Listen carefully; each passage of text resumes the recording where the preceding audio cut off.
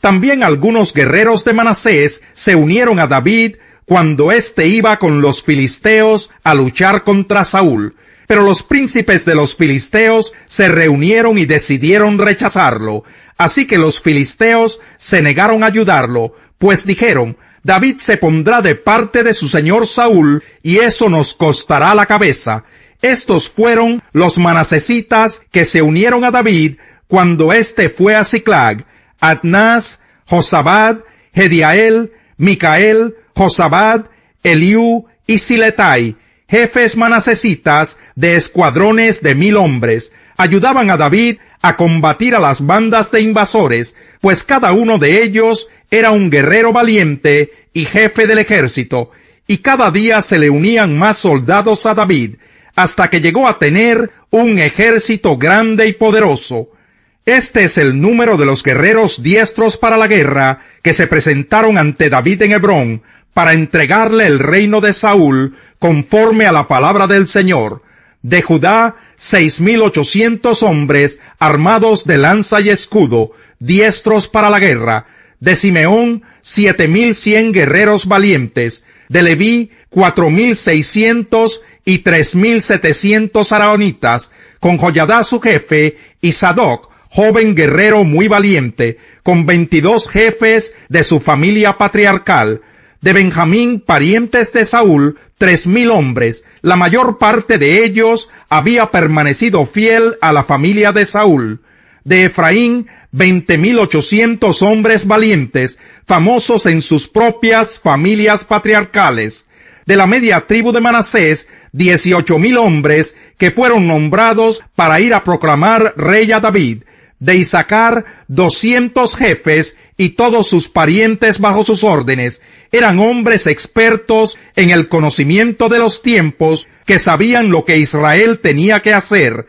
De Zabulón, 50,000 hombres listos para tomar las armas, preparados para usar cualquier clase de armamento y dispuestos a luchar sin cuartel en favor de David.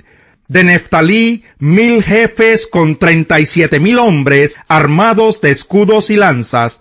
De Dan, 28,600 guerreros listos para el combate. De Aser, 40,000 hombres aptos para la guerra. De las tribus al otro lado del Jordán, es decir, de Rubén, Gad y de la media tribu de Manasés, 120,000 hombres equipados con todo tipo de armamento.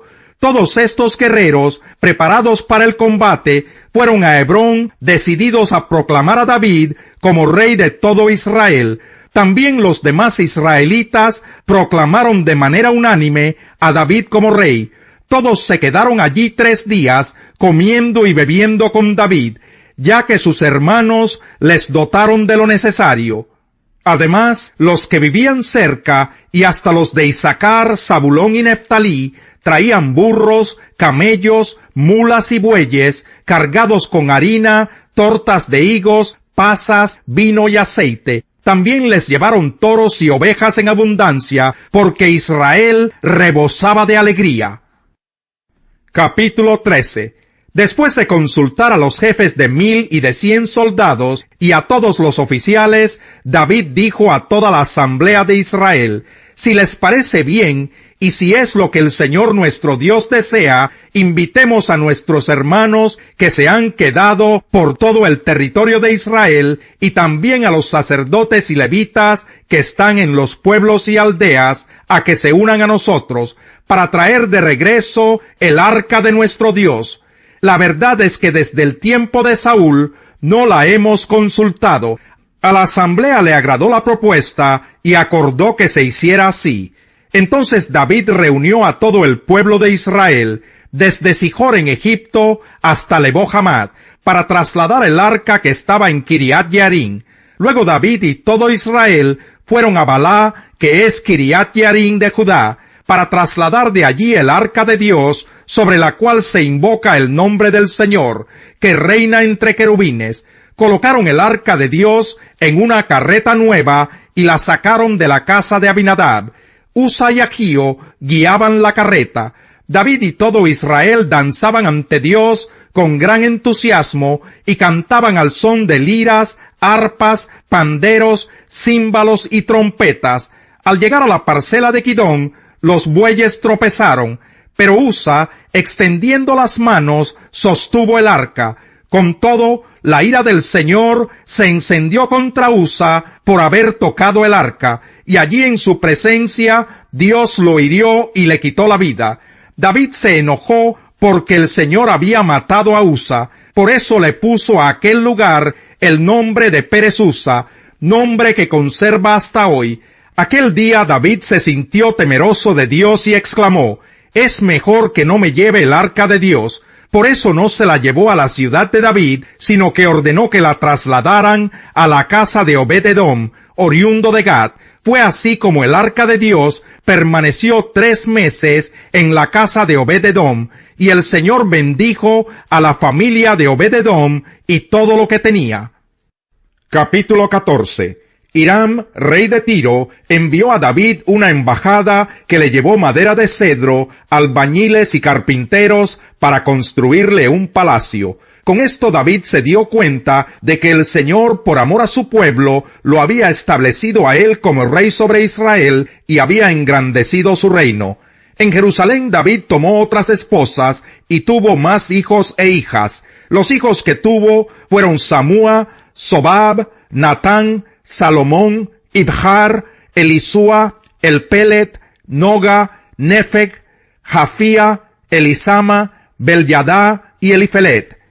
Al enterarse los filisteos de que David había sido ungido rey de todo Israel, subieron todos ellos contra él.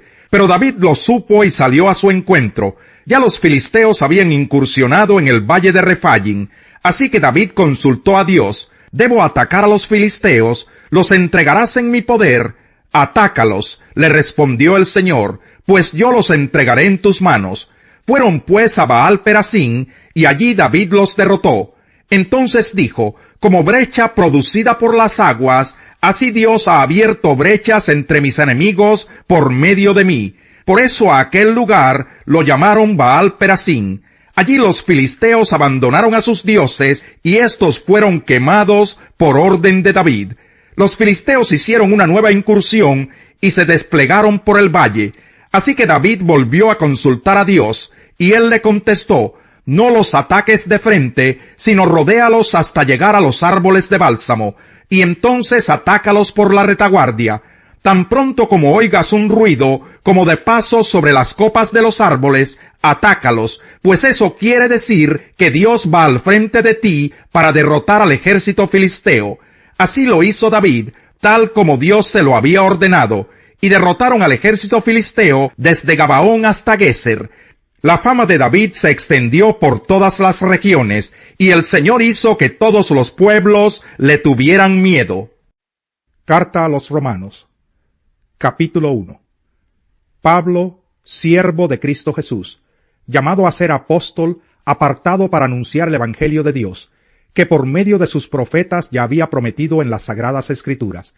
Este Evangelio habla de su Hijo, que según la naturaleza humana era descendiente de David, pero que según el Espíritu de Santidad fue designado con poder Hijo de Dios por la resurrección.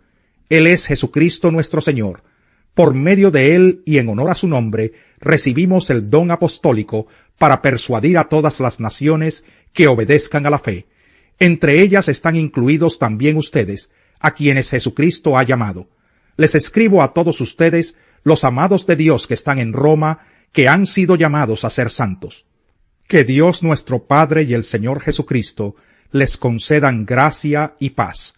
En primer lugar, por medio de Jesucristo doy gracias a mi Dios por todos ustedes, pues en el mundo entero se habla bien de su fe. Dios, a quien sirvo de corazón, predicando el Evangelio de su Hijo, me es testigo de que los recuerdo a ustedes sin cesar. Siempre pido en mis oraciones que, si es la voluntad de Dios, por fin se me abra ahora el camino para ir a visitarlos. Tengo muchos deseos de verlos para impartirles algún don espiritual que los fortalezca. Mejor dicho, para que unos a otros nos animemos con la fe que compartimos. Quiero que sepan, hermanos, que aunque hasta ahora no he podido visitarlos, muchas veces me he propuesto hacerlo, para recoger algún fruto entre ustedes, tal como lo he recogido entre las otras naciones. Estoy en deuda con todos, sean cultos o incultos, instruidos o ignorantes. De allí mi gran anhelo de predicarles el Evangelio también a ustedes que están en Roma. A la verdad, no me avergüenzo del Evangelio, pues es poder de Dios para la salvación de todos los que creen, de los judíos primeramente, pero también de los gentiles. De hecho, en el Evangelio se revela la justicia que proviene de Dios, la cual es por fe de principio a fin, tal como está escrito, el justo vivirá por la fe. Ten compasión de mí, Señor, mira cómo me afligen los que me odian, sácame de las puertas de la muerte, para que en las puertas de Jerusalén proclame tus alabanzas y me regocije en tu salvación. Han caído los paganos en la fosa que han cavado, sus pies quedaron atrapados en la red que ellos mismos escondieron. Al Señor se le conoce porque imparte justicia. El malvado cae en la trampa que él mismo tendió. Bajan al sepulcro los malvados, todos los paganos que de Dios se olvidan, pero no se olvidará para siempre al necesitado, ni para siempre se perderá la esperanza del pobre. Levántate, Señor, no dejes que el hombre prevalezca, haz que las naciones comparezcan ante ti. Infúndeles terror, Señor, que los pueblos sepan que son simples mortales. Con las riquezas aumentan los amigos, pero al pobre hasta su amigo lo abandona. El testigo falso no quedará sin castigo. El que esparce mentiras no saldrá bien librado.